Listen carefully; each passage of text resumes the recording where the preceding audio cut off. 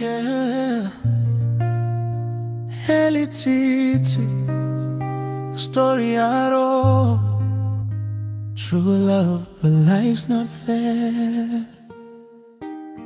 Narimfisa bagenzi benshi bahamwira ati cherara kenewe na jesi nigeze nkunda narimwe narintegereje uwo Imana yanyemereye umunsi umwe ndamubona umubobo asa n'inyenyeri amaso yiwe akankururi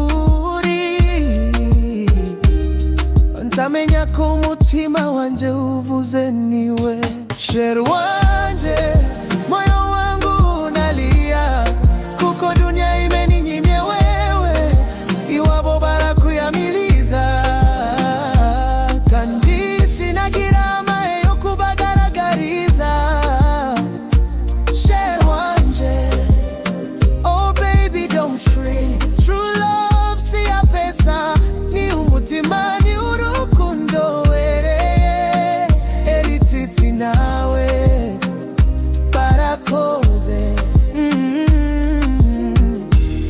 iwabo barakize cyane iwacu ntagafaranga tugira ku mufuko naramubwiye by'urukundo umfata nabi barankubita na bonda bibuka Patrick na Hasani bari iruhande barandemiye igihe nataye umutwe none singaye ndondera amahoro n'Imana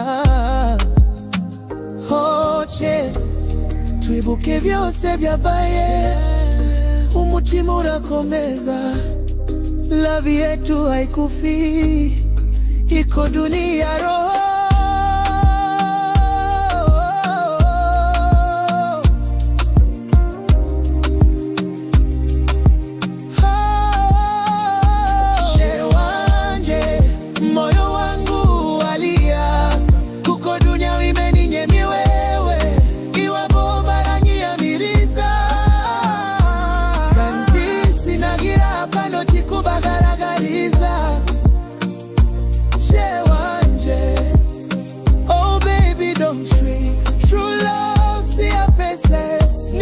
Imani urukundo wereye Elititi nawe barakoze